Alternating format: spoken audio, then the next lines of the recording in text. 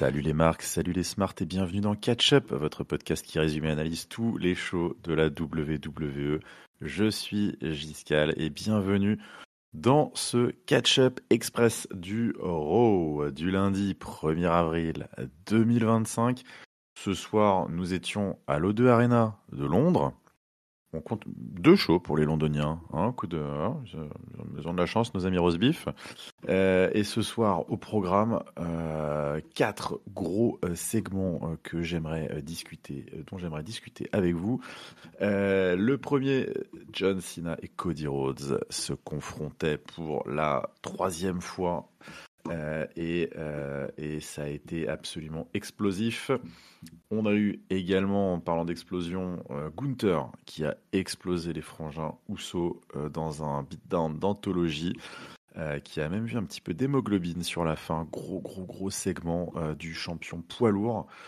On a également eu un main event, ma foi, pas dégueu, entre Rhea Ripley et Io Sky avec Bianca Belair en special guest referee. Et enfin, on parlera également du match qui opposait Bron Breakker et Penta contre le Judgment Day et cette bisbille qui continue de monter autour du titre intercontinental masculin. Donc voilà ce qu'on a au programme ce soir. Avant de se lancer, n'oubliez pas, nous sommes disponibles, vous nous écoutez peut-être à l'heure où ce podcast sera en ligne sur Spotify, en podcast, sur PodCloud, sur Ocha, en audio. Vous nous écoutez aussi peut-être sur YouTube, en podcast vidéo. Eh bien écoutez, n'hésitez pas à commenter sur YouTube, la chaîne Catch Up CDC. Laissez commenter tout simplement, voilà, mettre un petit pouce, la cloche de la notification, vous abonner, c'est super important pour notre travail, pour le référencement, et puis même à noter aussi le podcast audio sur les bonnes plateformes. Vous trouverez à chaque fois dans les liens la description de notre Discord pour venir discuter avec moi. Voilà, ça c'était le petit instant promo, et on démarre. Allez, c'est parti avec donc le premier segment qui était également l'introduction du show, la 3e confrontation entre John Cena et Cody Rhodes. Mic drop in London, comme on aurait pu l'appeler. Grosse prise de bec. Ça y est, enfin les deux s'affrontent au micro face à face et se répondent. C'est vrai qu'on a eu le droit à 2 semaines consécutives, si je ne m'abuse, l'une à Bruxelles, l'autre à Glasgow, d'un Cena qui vient, qui parle et qui s'en va, et Cody Rhodes qui vient, qui lui répond, mais de loin. Là, ça y est, les deux étaient face à face et les amateurs de punchline bien sentis auront été sans doute servis. Ceux de storyline peut-être un petit peu moins. Vous me direz ce que vous en pensez, évidemment, comme toujours en commentaire. Mais la passe d'armes niveau punchline était pas mal, hein, clairement. C'est Cody Rhodes qui a ouvert. John Cena est arrivé sous les huées. Cody Rhodes l'a immédiatement interrompu, ne l'a pas laissé en placer une. Et justement, c'est d'ailleurs tout l'angle de son début de promo. Il dit, écoute, voilà, ça fait 2 semaines que tu causes, mais on n'a pas forcément l'occasion de discuter, donc laisse-moi cette fois, s'il te plaît, introduire. Bon, lui dit, voilà, j'ai bien entendu ce qui se dit sur Internet, hein, tu vas me cook, hein, tu vas me cuisiner, tu vas me bury, tu vas m'enterrer. Tout le monde dit que personne n'a aucune chance contre toi au micro, alors vas-y, régale-toi, moque-toi de moi. Est-ce que c'est parce que je zozote? Est-ce que c'est parce que j'ai un tatouage de bras sur le cou, que j'ai des gimmicks pourris comme Stardust, etc. Enfin bref, la stratégie, hein, on désamorce les vannes avant de se les prendre. John Cena va finir par prendre la parole. Il dit, écoute, voilà, moi je n'enterre pas, sache que on m'a toujours dit que j'enterrais tout le monde, j'enterrais les talents, mais j'enterre pas les talents, j'enterre la médiocrité. Alors John Cena, globalement, part sur un discours de en fait, pourquoi est-ce que je t'en veux, Cody Rhodes? Parce que Cody Rhodes l'a interpellé. Il a dit, écoute, vas-y, je sais que tu aimes les fans, tu les as aimés en tout cas, donc ce revirement ce retournement de veste, ça vient d'où vraiment? Dis-nous, explique-nous, parce que là, on n'y croit pas. Ce qui est plutôt un angle intéressant de Cody Rhodes, parce que c'est ce que je reprochais un petit peu les semaines précédentes, hein, c'est que c'est trop gros, la ficelle est énorme, il a fait des Make-A-Wish pendant 25 ans, et c'était le babyface ultime, bon, ça sonne très faux. Donc vas-y, explique-nous. Et bon, alors, John Cena, il essaye tant bien que mal de se dépatouiller de cette affaire, il nous dit qu'en fait, Cody Rhodes lui a tout volé, et tout volé pour ça, quoi. Enfin voilà, c'est ça finalement l'angle de la haine de John Cena, c'est que Cody Rhodes finalement veut absolument être le Cena 2.0, lui a volé tous ses atours, sa façon de se comporter avec les fans, etc. Patati patata. Mais finalement, voilà, ça donne quelque chose de médiocre. Bon, ok. Soit, donc en fait, Cena serait jaloux ou énervé, on va dire, de son successeur en quelque sorte. Bon, ok, pourquoi pas. Euh, Cody Rhodes, clairement, ça lui convient pas. Donc il reprend un peu la parole. Là, ça commence à monter un petit peu de ton. Les punchlines qui grimpent un petit peu. Voilà, que bon, finalement, bref, il a pas besoin du succès de John Cena pour réussir. Enfin bref, vous avez compris un petit peu le délire de la promo. C'est Cena qui tente de conclure en disant que tout ça c'est bien beau. Alors il y a deux, trois dernières punchlines sympas. Voilà.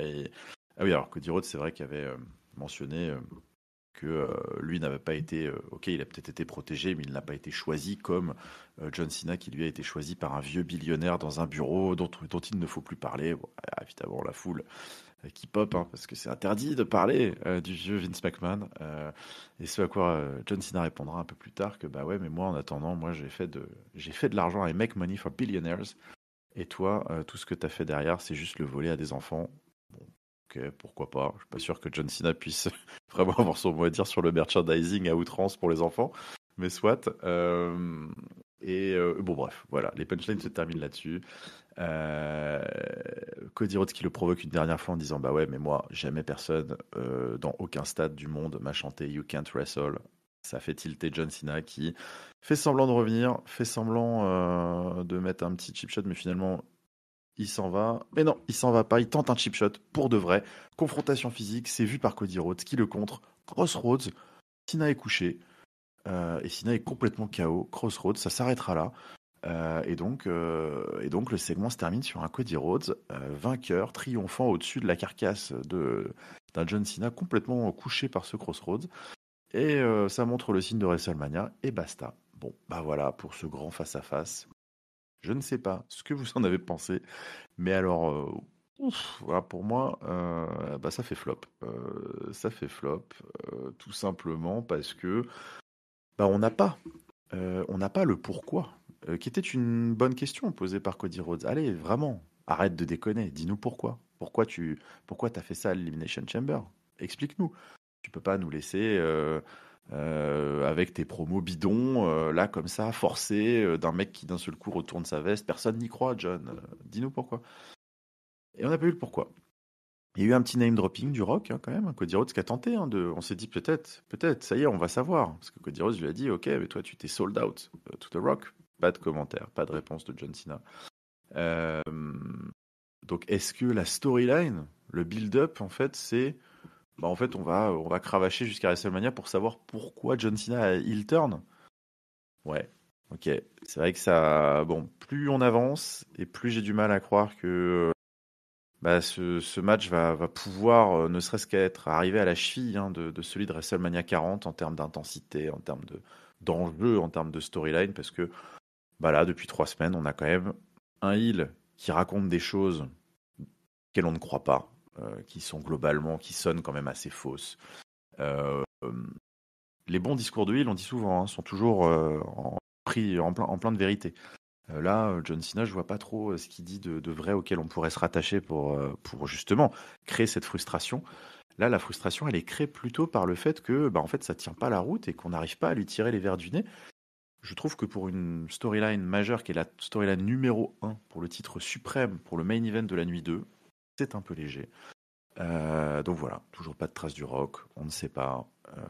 Et John Cena, surtout, bah voilà, première confrontation physique, s'est fait coucher. Ouais, c'est pas très très emballant.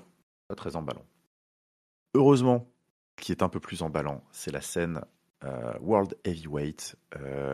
Et pourtant, c'était pas gagné. Hein. Depuis quelques semaines, Jey Uso qui patauge, hein, qui patauge d'ailleurs au sens même premier du terme, hein, parce que voilà, ils ont joué de glissade un peu. Il est emprunté, il est maladroit. Jey Uso, il est pas dans la zone. Du coup, c'est son frère Jimmy qui a dû prendre le relais, qui a dû coller des claques à Gunther, qui a dû défier Gunther, lui faire des pep talks. Et cette semaine, il défiait même carrément Gunther à la place de son frère Jimmy Uso, qui va venger l'honneur de Jey Uso contre Gunther et essayer aussi de, bah voilà, en même temps d'affaiblir le champion pour son frère, pourquoi pas. Donc voilà, le match démarre. Grosse bataille, mais qui devait arriver arriva. Le rouleau compresseur Gunther se met en marche et le match tourne quand même assez vite à l'avantage de l'Autrichien qui le démolit. On va pas tourner autour du pot, qui démolit Jimmy Uso, voilà, on rentre dans les fameuses séquences quand il y a une énorme domination d'huile avec des tentatives de tomber qui sont avortées par le champion. Voilà, il refuse plusieurs fois de conclure le match alors qu'évidemment il pourrait conclure le match. Powerbomb, en veux-tu, en voilà, des close lines terribles. Ça part aux abords du ring, ça s'écrase sur la table. Enfin bref, il démolit le pauvre Jimmy Uso. À noter que son frère le laisse. Le Jey Uso n'intervient pas pendant toute cette. C'est le match, voilà, c'est le match. Et Jimmy Uso même finit par se faire ouvrir le front. Là, il commence à avoir le visage ensanglanté, le fameux Crimson Mask. Et c'est à ce moment-là d'ailleurs que Gunther choisit d'en terminer avec un sleeper hold, un étranglement, et donc c'est la victoire sur chaos technique de Jimmy Uso. Mais en fait, cette victoire n'est que le début d'un segment super malaisant puisque Gunther décide de continuer à torturer Jimmy Uso avec des powerbombs sur tentative de powerbomb sur les escaliers. Bon, là, à ce moment-là, évidemment, son frangin arrive, le match est terminé. Son frangin arrive pour essayer de sauver Jimmy, mais finalement ça changera pas grand chose puisque Gunther ne fait quasiment qu'une bouchée des deux hommes. Il réussit même à attacher avec un zip tie comme ils appellent ça, ou, voilà, un petit lien en plastique là il attache Jey Uso au coin du ring et donc comme ça lui permet de torturer son frère sous ses yeux. Et donc là c'est des powerbombs sur les escaliers du ring, c'est des powerbombs dans le ring encore, c'est des étranglements sur un Jimmy Uso qui est en sang sous les yeux de son frère. Voilà, c'est terrible. Ça nous rappelle les plus grandes heures avec Stéphanie qui se faisait torturer par Randy Orton devant Triple H ou encore Beth Phoenix qui se faisait martyriser par le Judgment Day devant Edge, des choses comme ça, voilà, des segments de légende. Et donc Jimmy Uso se fait massacrer. Gunther qui carrément lèche le sang de son adversaire sur ses mains, visuel incroyable, il startine là le torse du sang de Jimmy Uso. Donc voilà, le destructeur Gunther est de retour. Et voilà, et on en est là sur ce segment. Bon, évidemment, ça relance d'un point de vue émotionnel terriblement cette rivalité qui en avait besoin. Jimmy Uso carpette, un Jey Uso carpette depuis des semaines, qui se faisait un peu maltraiter. Bon, il se fait toujours maltraiter, mais voilà, là on rentre un petit peu dans une storyline un peu Sami Zaynesque, j'ai envie de dire. On le voit venir gros comme une maison. C'est voilà, c'est le comeback à la Rocky. Le comeback du champion acculé dans les cordes qui est au bord du précipice et qui va évidemment voir la lumière et retrouver la flamme pour triompher de l'immonde île étranger champion. C'est du grand classique, mais ma foi, écoutez, ça marche un peu mieux que le gros Jay Loser là qui faisait pas grand chose. Maintenant, est-ce que c'est forcément le build-up de l'année? Non, sans doute pas. C'est vrai que Jey Uso est quand même à 3 défaites contre Gunther. Là, il est complètement... Bon, dans les faits, on pourrait ne pas y croire du tout. Voilà, mais maintenant, on regarde du catch, on a l'habitude, c'est WrestleMania, on sait un petit peu comment ça va tourner. Donc, bon, écoutez, voilà, moi, ça m'a pas déplu cette semaine. On continue avec la scène intercontinentale masculine. Et Bron Breakker et Penta qui faisaient équipe cette semaine contre le Judgment Day de Rey Mysterio et Finn Balor. Et oui, bon, là pareil, c'est la culmination, on va dire, de plusieurs semaines avec des title shots pour Penta, pour Finn Balor, tous perdus contre Bron Breakker à chaque fois parce que le Judgment Day fourrait son nez un petit peu là-dedans. La semaine dernière, Penta s'était pris un spear un peu sans faire exprès de Bron Breakker après le match. Bon, cette semaine, on leur demande de faire équipe contre le Judgment Day, forcément. Voilà, les babyface qui s'entendent pas très bien, tout ça contre les heels un peu couards, un peu roublards, un peu fourbes. Et ben, c'est l'histoire du match avec une équipe dysfonctionnelle pour les babyface, même si il y a eu des moments de folie, des moments de feu. Hein. Il y a eu un moment où Bron Breakker a pris, un peu comme une Tower of Doom, slingshot en l'air. Là, il a mis Finn Balor sur ses épaules et Penta est monté sur la troisième corde et a fait une sorte de slingshot là, depuis les épaules de Bron Breakker. Très sympa. Donc quelques moves d'équipe, mais globalement, on sent que c'est fragile, ça se provoque, il y a des petites guerres d'ego. Et le Judgment Day finit par en profiter puisque c'est un manque de communication et Bron Breakker qui spire encore Penta pour la deuxième fois en 2 semaines et le Judgment Day qui en profite pour voler la victoire avec un coup de grâce de Finn Balor. Et ça aura son importance parce que c'est Finn Balor qui pin Penta, pas le champion. Et un peu plus tard dans l'émission, on aura un petit segment du Judgment Day backstage qui dit ouais putain, Finn Balor il est trop content, il dit ouais j'ai gagné. Je suis on a roll, hein, là j'ai le momentum à fond, je vais aller parler à Adam Pearce, il faut absolument que je demande un title shot, c'est WrestleMania Season, c'est parti. Et il s'en va, et Liv Morgan qui essaye de réveiller un peu Dom, et il dit bah, attends t'as vu, il dit qu'il a gagné, il parle même pas de toi, toi tu t'es jamais fait battre, quand t'as eu l'opportunité d'avoir des title shots tu t'es jamais fait battre, moi je devrais aussi aller parler à Adam Pearce pour toi, et voilà, Dominique fait semblant de pas comprendre. Et donc peut-être qu'on y va, hein. Peut-être qu'on y va à ce fameux, je vous disais, un multiman qui impliquerait plusieurs membres du Judgment Day à WrestleMania pour le titre intercontinental. Moi, ça me plairait beaucoup de voir Bron Breakker, Penta, Finn Balor, Dominic Mysterio dans un Fatal 4-Way. Allez, pourquoi pas, collez-nous des échelles, collez-nous des tables, un petit TLC, un truc de fou. Il y a moyen de faire un match de dingo. J'aime beaucoup ces dynamiques. Moi, je trouve que ça marche très bien. Et c'est une undercard, là, enfin une mid-card pour le titre intercontinental qui, ma foi, fait le café pour cette route vers WrestleMania. On va faire une petite pause avant de parler de notre dernier segment. Une petite pause. On a l'impression que je vais parler d'un sponsor. Non, pas d'un sponsor, mais de notre petite séquence Rapid Fire avec tout ce tout ce qu'on n'a pas le temps de développer, mais qui s'est quand même passé dans le show. Allez, on vrac un petit peu. Le New Day. Le New Day a eu un match avec une petite promo et une nouvelle musique, non? Moi, je sais pas. En tout cas, j'avais jamais fait gaffe, mais je trouve qu'elle est assez cool. Et un match contre New Catch Republic. Et ouais, Pete Dunne est de retour. Et donc, ils ont sorti. Pete Dunne est de retour. Tyler Bate est de retour. Et donc, ils ont sorti Pete Dunne pour l'occasion. Pour ce petit title shot, écoute, voilà, malgré le fait que ce soit les régionaux de l'étape, le New Day l'emporte. Match cool. Et donc, title shot à venir contre les War Raiders suite à un petit négo avec Adam Pearce un peu plus tard. On a eu aussi un segment micro entre Logan Paul et AJ Styles, c'était annoncé. Logan Paul qui avait call out AJ Styles la semaine passée. Donc voilà, un segment assez rigolo, grosse hit pour Logan Paul. Il s'est moqué des fans de Londres et il a fait genre comme d'habitude un peu prize fighter. Moi je me bats pas pour gratuit, puis toi t'es un loser. Voilà, vous voyez un peu l'idée. Et au final, quand même, c'est lui qui aura le dernier mot, puisque malgré le fait qu'il se fait un petit peu malmener par AJ Styles, il arrive à placer un petit low blow avec les cordes et son pulverizer, qui est un finisher, ma foi, magnifique. Chad Gable, toujours malade. Chad Gable, malheureusement, mot du docteur, peut pas catcher ce soir, désolé. Et Adam Pearce qui rigole un peu parce que du coup, il dit ah, c'est pas de bol, Raw est à Minnesota la semaine prochaine, c'est ta ville de naissance, c'est ton hometown. Tu pourras pas catcher, c'est con. Et Chad Gable qui dit ah bah si, mais je serai remis d'ici là, je serai remis. Et Adam Pearce qui dit ah bah non, c'est mort. Hein. Il va falloir que tu t'appelles ton pote El Grande Americano, je pense.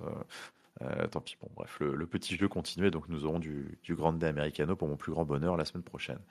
On a eu également Lyra Valkyria qui nous a dit que voilà, elle a battu tout le monde pour le titre intercontinental féminin. On lui demande qui va être sa challenger.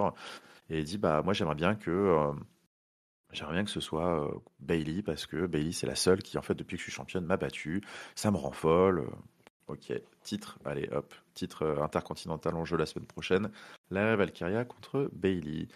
Et Seth Rollins qui a aussi également été annoncé pour la semaine prochaine avec un joli petit récap de la signature si vous l'avez loupé à SmackDown. Déjà vous pouvez écouter le dernier épisode du Catch Up Express de SmackDown et sinon retournez voir cette séquence parce que c'était c'était magnifique. Allez, on reprend le fil de l'émission. En tout cas, on va traiter de notre quatrième et dernier segment que je voulais voir avec vous. C'était le main event de l'émission, le Women's World Title match entre Rhea Ripley, Io Sky, la championne, et Bianca Belair. On a special guest referee. Eh ben, on a eu ce qu'on devait avoir, à savoir, voilà, je continue à quand même mince, comment vous le dire, enfin en tout cas voilà, à lui donner ce qui lui est dû. Io Sky est une très bonne catcheuse. Et nous avons eu un match assez dingo. Moi, j'avoue que j'ai bien kiffé, j'ai bien accroché. J'ai trouvé que Io Sky était top, en babyface en péril contre Rhea Ripley, virevoltante, soutenue par le public de Londres. Absolument incroyable le soutien pour Io Sky. Bon, les deux femmes étaient très over, hein, parce que Rhea Ripley également. Bianca Belair, qui a fait très bien son job d'arbitre, je trouvais, qui était très impliqué, propre, qui interagissait bien mais pas trop avec les catcheuses. Donc je trouvais qu'ils avaient saupoudré, voilà, bon, après, on va pas se mentir, hein, c'était du très classique special guest referee en weekly. Tous les codes y étaient, me touche pas, voilà, il y a un peu de provocation, Rhea Ripley qui lui rentre dedans plusieurs fois.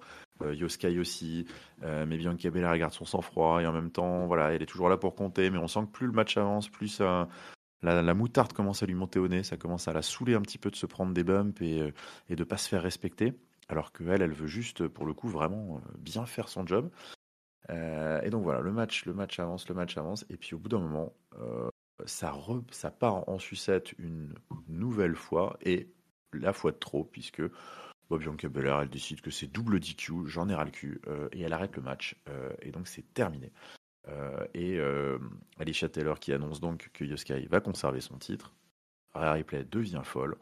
Riptide sur Io, Riptide sur Bianca, et même elle va se payer le luxe de placer un petit Riptide de la deuxième corde sur Bianca Belair encore, qui est vraiment sa target hein, dans l'histoire, qu'elle accuse en quelque sorte une nouvelle fois de lui avoir coûté le titre. Et Rhea Ripley, pour terminer le show, pose avec la ceinture qu'elle n'a pas gagnée. Mais voilà, l'image, le visuel forcément est très fort. Et maintenant, y a-t-il une autre possibilité que de l'ajouter au title match? Bah écoutez, il faudra poser la question à Adam Pearce la semaine prochaine, parce qu'en effet, la tension est à son comble. Et on ne peut pas imaginer Rhea Ripley hors de ce match, évidemment, à WrestleMania. Donc on y va tout droit, mais du bon boulot. Du bon boulot cette semaine.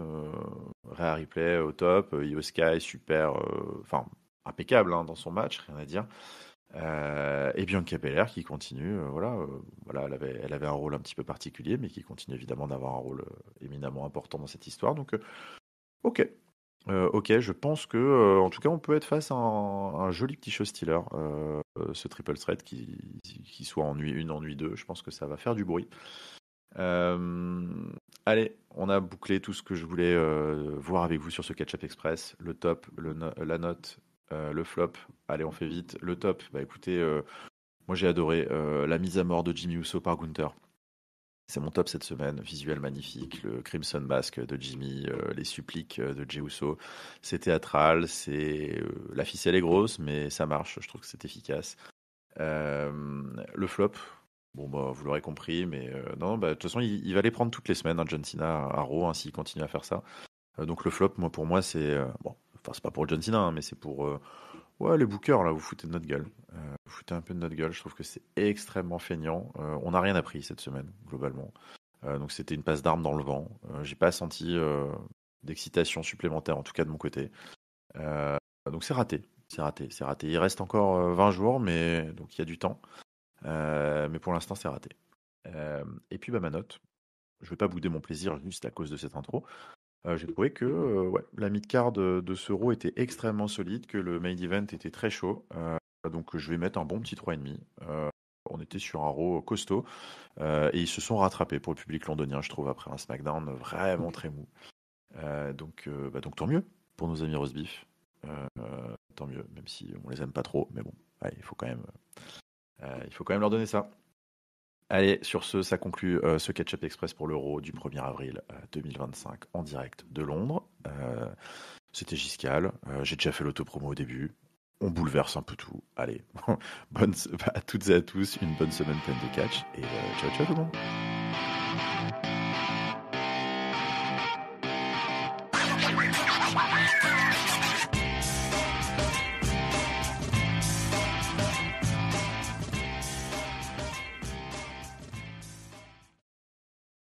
Va falloir que je bosse, va falloir que je bosse va falloir que je bosse la promo, les gars, hein. Je sais pas ce que vous en pensez, va falloir que je la bosse.